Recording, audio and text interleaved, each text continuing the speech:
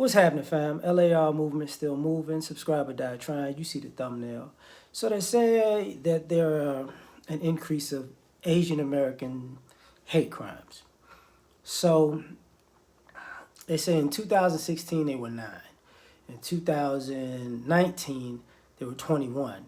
And I guess from October to now they've been 42.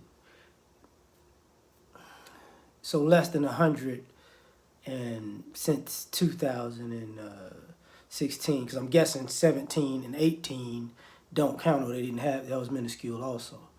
So, and they blame a lot of this on the pandemic, right? And the former president stoking up racial tensions, but also some of the recent attacks.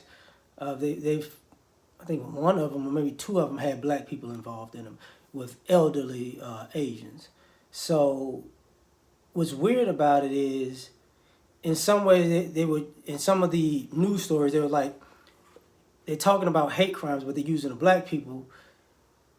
But the bulk of those quote unquote hate crimes that they want to consider hate crimes are non-black people. But at the same time, coalition with black people. And it's a tricky history. And one of the problems with some of this is, okay, Asians and blacks sometimes can be tense, sometimes because of misunderstandings or cultural barriers. And I'm not just talking about cultural barriers as far as, I'm talking about space, because it seems like Asians kind of invade people's space. Not just Asian people do that, but white people and Hispanics do that also, where they get real close to you and you're like, what the, you know, which can cause a conflict. But this idea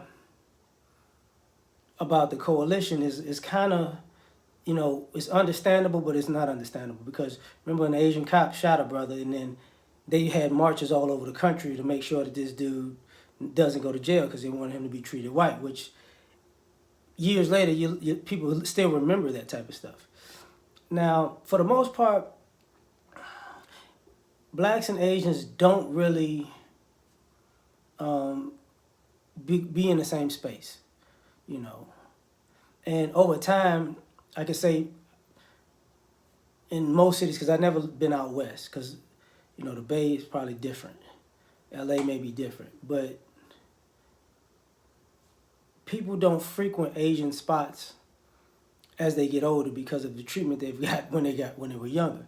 And a lot of people want to skip that over. Like, it's not necessarily black versus Asians. It's just, if I'm a kid and I go someplace and an Asian guy or woman is running it, they're going to be disrespectful, to me as a child. And you forget these people you grow up to become a teenager and an adult, and you're like, I just don't want to deal with y'all at all. Same thing that goes on with white people, Can't really say that much about Hispanics because I'd never really frequented those places like that. So over time, you just kind of phase out of being around them all together. And so when they had these incidents of this stuff happening, it's like it's always been a tension.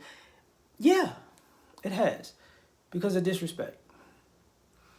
And I'm sure they feel like, that disrespect goes two ways. And when the crime thing goes, the modern minority thing, they understand it's a buffer class and it's also like an opportunity to get a leg up. So you take the benefits of it, but the fallout, you really don't want that. Which is like, you can't have it both ways. Because the fallout does happen. The other thing about this that is quite intriguing to me is that the reason why I say making black people the face of it, it's like you're comfortable with that, knowing that it's usually predominantly white people doing all this quote unquote hateful stuff. But you really don't want to go at white people like that. Like that's the crux of the issue. Like, if somebody black does it, we want a coalition and we want to prosecute to the fullest extent of the law, and we want to come together. But if somebody white doing it,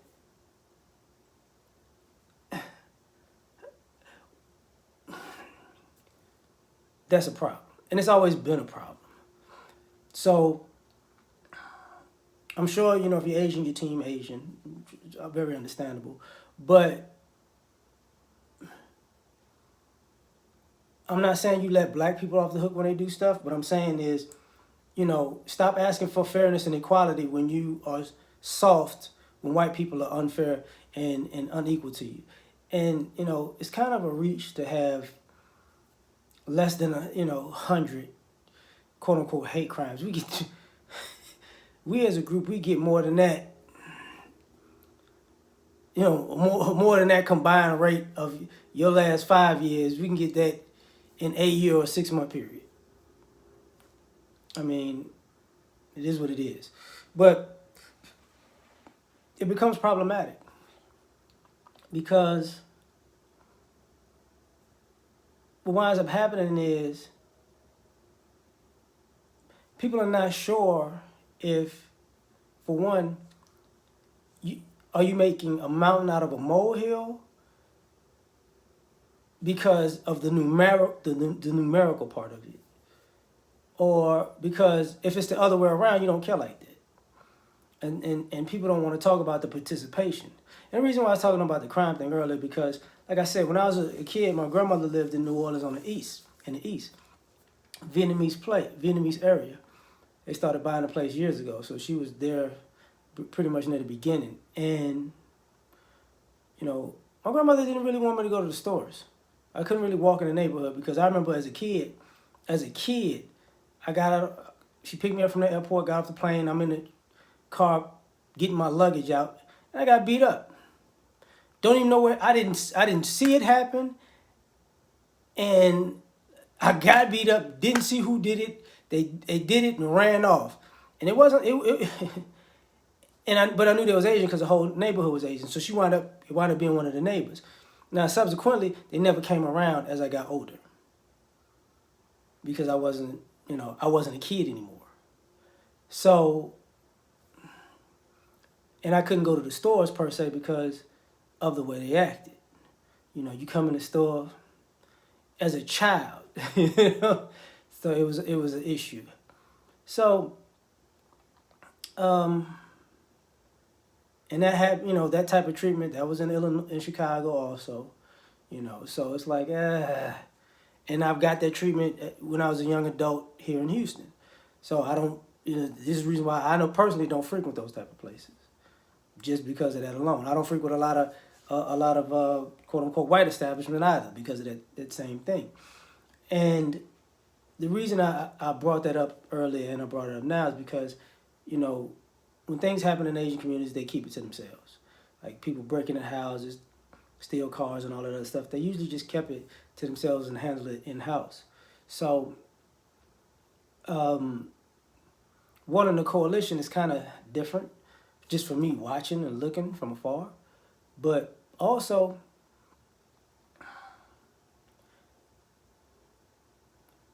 you gotta have a warning that, you know, we as a group of people, even though we don't want to see bad things happen to other groups of people, we don't forget when groups of people are on board when bad things happen to us. So having a coalition sometimes it's a bit tense because you want me to have a coalition with you so you be good, but you're not really gonna ride with me for me, especially if you do it to me too. See, we can say when white people do it, it's all good, but when you do it, you don't know what you're talking about. So that's part of it. Like, share, subscribe, or die trying. Catch you on the next one. Peace.